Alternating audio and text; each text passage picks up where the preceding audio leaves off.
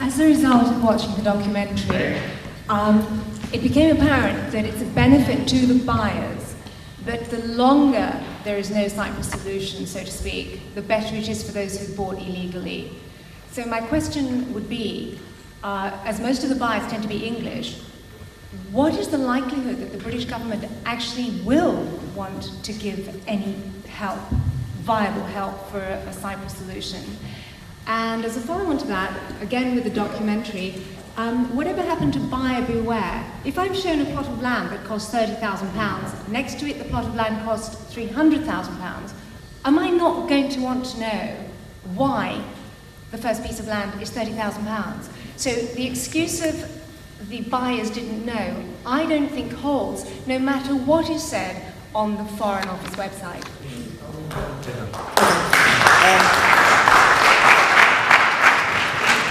I don't think anyone on the panel here is qualified to answer to what the British government will do. I think there is someone on the floor who might be interested to respond to your question. To convey the question. Yes. Now, as far as the other question regarding to properties, similar properties, whatever, my guess is as good as yours. Thank you. Let's take another one about. Hold on. Okay. Ooh. You've got yes. Hi, my name is Stacey Mavroudis. Sorry? My name is Anastasia Mavroudis. My question is basically about the practicalities of an eviction. I mean, I understand with compensation, it's a little bit more easier to enforce. However, although the judgment in the ECJ said that the court for the Republic of Cyprus covers the whole of Cyprus, I mean, what are the actual practicalities of enforcing an eviction when actually in reality the island is divided? If you see what I mean.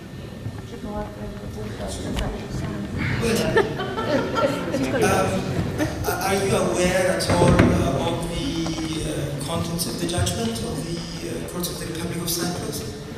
It's just how you said that really the ultimate is to enforce an eviction somewhere, so I was just kind of wondering. Okay, no, it's it has a monetary part, okay, which is it refers to the payment of certain sums of money to the claimant, Mr. Apostolides.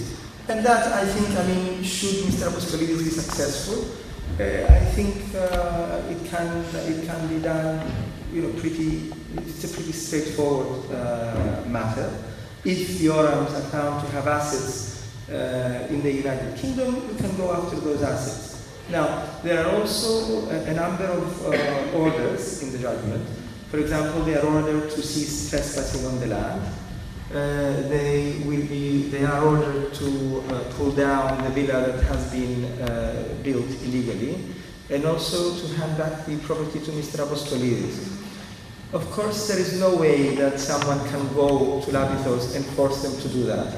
But one has to remember that should Mr. Apostolides be successful, that will be a judgment of the courts of the United Kingdom. So if the Orams or any defendant fails to comply, then they will have to face the consequences of a possible application to the courts of the United Kingdom for contempt of court. And it will be up to the court to decide whether to take any measure against such a defendant. Thank you.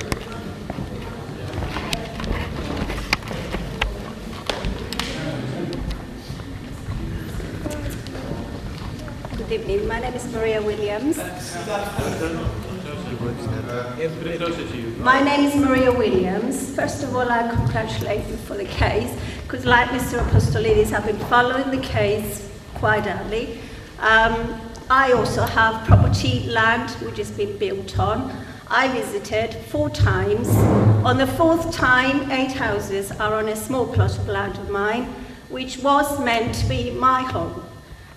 Now, the case is not a private case to the person that's bought the house, but the construction company is building on. My question is the big sharks that we need to go after, which are the construction companies. So will this case be applied to companies such as the ones that are actually Turkish Cypriots, but also many American companies, many other companies who have, for a long time, from 2003 and maybe before that, bought our land and it's been sold over the internet. I have actually gone onto a website that has my own title deeds published and my little plot with a red line with other plots next to it actually identified. I have that plan with that number under my name. Now, Maps Google now can actually give me a visual.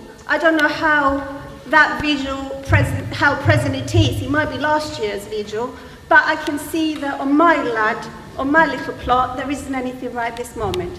But you can't rely on visuals because I've had a house for 5 years, and thank God it's not on Google. Okay. But I'd like Nick to answer your question. Sorry, can I just ask, the second question is, if we identify these companies and we do have all this evidence and which we can document, can we actually liquidate these companies? They have offices in Britain. They have them in London. Well, okay. if I could answer that first, and I've just this promise to say something as well.